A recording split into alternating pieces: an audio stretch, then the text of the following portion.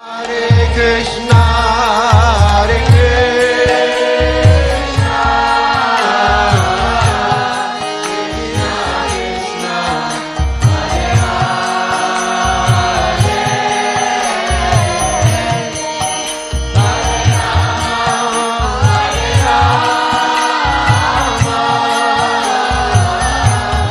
Rama Rama, Hare Hare Krishna, Hare Krishna, Krishna Krishna, Hare Hare। देखिए, हमने रसीली ब्रज यात्रा की सीरीज में हमने अध्याय 5 और अध्याय 6 में क्रमशः ऊंचा गांव में स्थित ललता सखी जी का मंदिर और श्री दाऊ जी के मंदिर के दर्शन आपको कराए थे। और इन अद्भुत मंदिरों में जो सेवा चल रही है वह श्री नारायण भट्ट गोस्वामी के वंशजों के द्वारा ही चल रही है। तो यह जिज्ञासा उठती है कि नारायण भट्ट गोस्वामी कौन थे। जैसा कि हमने रसीली ब्रज यात्रा के अध्याय 5 और 6 में ये बार बार कहा है कि जो ब्रज में तीर्थ लुप्त और गुप्त हो गए थे उन्हें जन साधारण के सामने प्रकट करने का जो श्रेय जाता है वह नारायण भट्ट गोस्वामी जी को ही जाता है।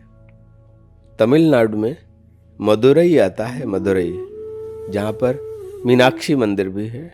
उसी मदुरई में एक माधवाचार्य के मत को मानने वाले एक बहुत ही प्यारे वैष्णव भक्त थे, श्री रंगनाथ जी। श्री रंगनाथ जी के पुत्र हुए भट्ट भास्कर जी, और उन्हीं भट्ट भास्कर जी से नारायण भट्ट गोस्वामी जी प्रकट हुए। देखिए, नारायण भट्ट गोस्वामी कोई सामान्य विभूति नहीं है। ये स्वयं श्री नारद जी के अवतार हैं। 12 वर्ष की उम्र में ही इन्होंने अपने पिताजी से सारा शास्त्र ज्ञान प्राप्त कर लिया।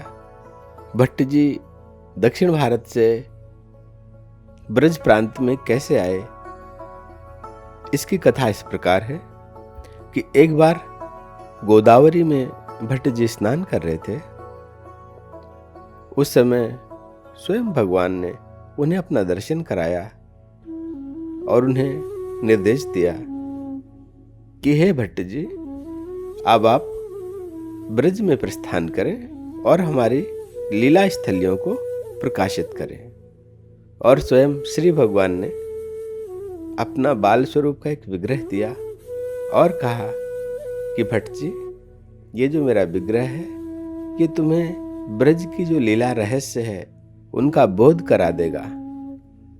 और विशेष बात तो यह थी कि वह विग्रह बाकी लोगों के लिए तो पत्थर की एक मूर्ति था, पर नारायण भट्ट जी के लिए तो वह साक्षात कृष्ण था, जिससे वह प्रेम भरे रस भरी मीठी बातें किया करते थे।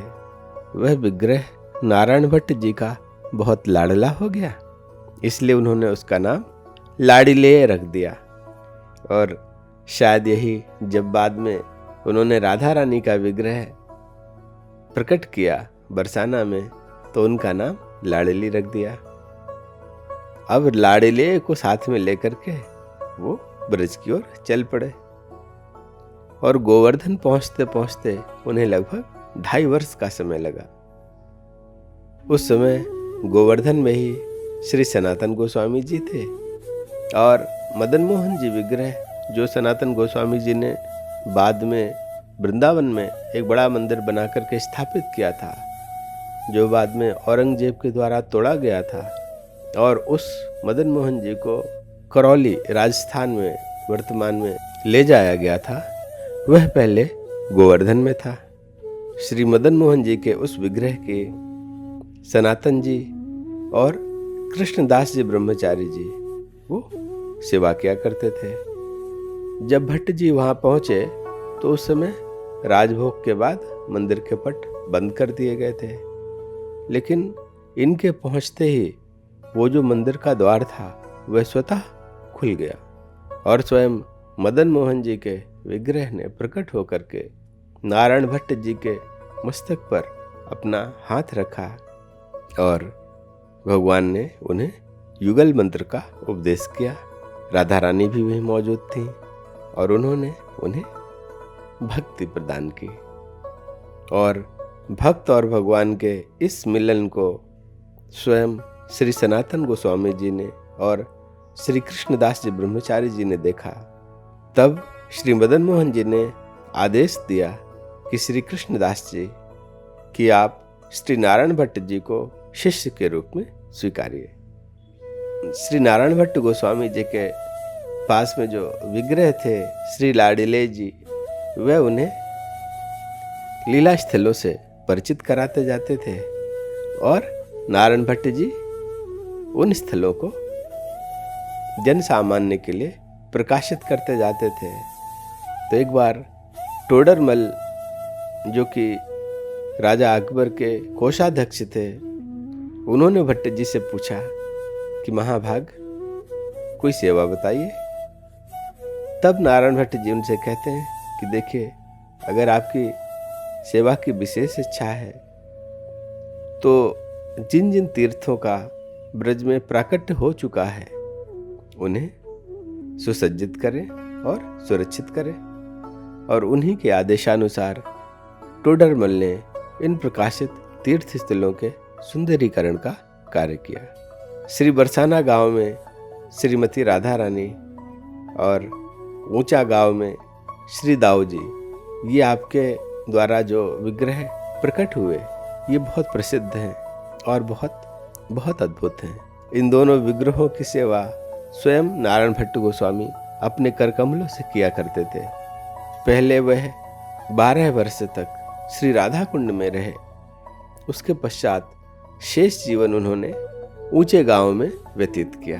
बरसाना के निकट ही ऊंचा गांव है और ऊंचा गांव में ही हमने ललिता सखी जी के आपको दर्शन कराए थे और ऊंचा गांव में ही हमने आपको दाऊ जी के दर्शन कराए थे और ऊंचा गांव में ही श्री नारायण भट्ट गोस्वामी जी का समाधि मंदिर भी है।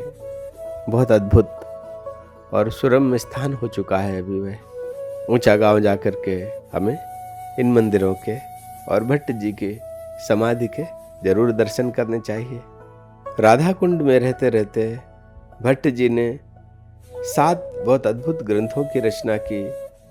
ब्रज भक्ति विलास, ब्रज दीपिका, ब्रजोत्सव चंद्रिका, ब्रज महोदधि, ब्रजोत्सव लादनी, बृहद ब्रज गुणोत्सव, ब्रज प्रकाश। और उसके बाद ऊंचा गांव में रहते रहते उन्होंने 52 ग्रंथ और लिखे। संकेत वट पे स्वयं श्री राधा रमन लाल जी ने इन्हें कहा कि आप श्रीमद् भागवत पर टीका लिखें। तब उन्होंने एक बड़ी अद्भुत टीका, रसिका लादनी टीका की रचना की। बरसाने में लाड़ली जी के विग्रह, ऊंचे गांव में दाऊ जी के विग्रह के साथ साथ भट्ट जी ने खायरा में श्री गोपीनाथ जी, संकेत में संकेत देवी जी और राधा रमण जी, शेष साई में पौड़ानाथ जी, बलदेव में दाऊ जी का, पैठा में चतुर्भुज जी का, मथुरा में महाविद्या, दीर्घ विष्णु, महाविष्णु एवं 12 भगवान का, आदि बद्री जी का, कामेश्वर महादेव जी का, इस प्रकार बहुत सारे विग्रहों को प्रकाशित किया। भट्ट जी की गुरु परंपरा इस प्रकार थी कि चैतन्य महाप्रभु जी के जो पार्षद थे श्री गदाधर पंडित, उनके शिष्य थे श्री कृष्णदास ब्रह्मचारी जी और उन्हीं ब्रह्मचारी जी के शिष्य हैं श्री नारायण भट्ट गोस्वामी। देखिए, भक्तमाल में नाभा जी कहते हैं नारायण भट्ट जी के बारे में, गोप स्थल मथुरा मंडल जिते 12 बखाने, ते किए नारायण प्रकट प्रसिद्ध पृथ्वी में जाने, भक्ति सुधा को सिंधु सदा सत्संग समाजन, परम रसज्ञ अनन्य कृष्ण लीला को भाजन, ज्ञान समारत पक्ष को नाहि नको खंडन बियो, ब्रजभूम उपासक भट्ट सो रचि पचि हर एक कियो। ब्रजभूमि उपासक भट्ट सो रचि पचि हरि एक कियो। अर्थात ब्रजभूमि की उपासना करने वाले श्री नारायण भट्ट जी जैसे भक्त को भगवान ने बहुत ही परिश्रम करके एक ही बनाया, एक कियो। और नारायण भट्ट जी ने क्या किया? गोप स्थल मथुरा मंडल जिते बाराह बखाने। श्री वाराह पुराण में मथुरा मंडल के 84 कोस के जितने तीर्थों का वर्णन किया है, ते किए नारायण प्रकट प्रसिद्ध पृथ्वी में जाने। और समय के साथ जब वे तीर्थ लुप्त प्राय हो रहे थे, तब श्री नारायण भट्ट जी ने उन सभी तीर्थों को प्रकट किया और प्रसिद्ध किया। और अब सब लोग इन तीर्थों को जानते हैं। भक्ति सुधा को सिंधु सदा सत्संग समाजन। आप भक्ति रस अमृत के समुद्र थे और सदा ही संतों के समाज में विराजमान होकर सत्संग किया करते थे। परम रसज्ञ अनन्य कृष्ण लीला को भाजन। आप परम रसज्ञ थे, अनन्य भक्त थे, अनन्य निष्ठावान, तथा श्री कृष्ण की जो नित्य लीला थी आप उसके पात्र थे। तभी तो आप ब्रज के जिन स्थानों पर गए, लाड़ले जी आपको उन स्थानों पर अपनी लीला में प्रवेश करा ले जाते और आप उन जो दिव्य लीला स्थलियाँ हैं उनको जान करके जन कल्याण के लिए उन्हें प्रकाशित कर देते। ज्ञान समारत पक्ष को नाहिन को खंडन बियो। जो सूखा ज्ञान है, जो कोरा कर्म कांड है, आप जैसा कोई नहीं हुआ जिन्होंने इनका खंडन न किया हो और भक्त की स्थापना न करी हो। तो आप जैसा भक्त की स्थापना करने वाला और सूखे और कोरे ज्ञान को खंडन करने वाला कोई दूसरा नहीं हुआ।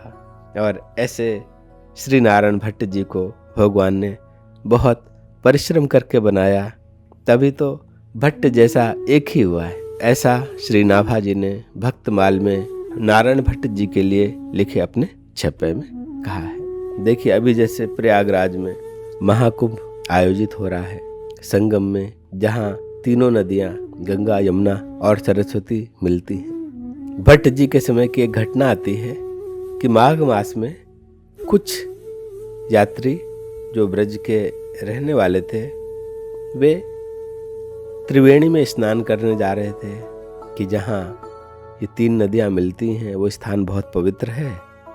तो उन्हें वहाँ जाते देख करके श्री नारायण भट्ट ने कहा कि आप लोग ब्रज त्रिवेणी को त्याग करके बाहर क्यों जा रहे हैं? तब उन यात्रियों ने चकित होकर के पूछा कि बताइए, भला ब्रज में त्रिवेणी कहाँ पर है? तब भट्ट जी ने बताया कि ये तो ऊंचे गांव में है। और फिर सभी यात्रियों को भट्ट जी ऊंचे गांव लाए और भूमि को खनन करके त्रिवेणी की तीनों धाराओं का दर्शन कराया। और त्रिवेणी जी स्वयं प्रकट होकर के भट्ट जी से कहती हैं कि जब श्री हरि ने मुझे राधा कुंड और श्याम कुंड में वास दिया, तब से मैं ब्रज छोड़कर कहीं गई ही नहीं। ब्रज ही मेरा प्रवास बन गया। और इस प्रकार स्वयं प्रयागराज भी नत हो गया।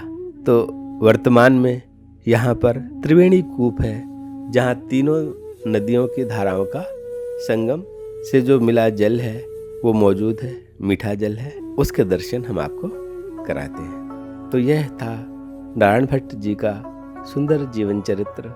परम वैष्णव भक्तों का जीवन चरित्र तो अनंत समुद्र की तरीके से है, लेकिन उस समुद्र की कुछ बूंदें भी अगर हम आप एक दूसरे से साझा कर पाएं और उसका लाभ ले पाएं तो हमारा जीवन धन्य हो सकता है। जय गौ माता, जय गोपाल।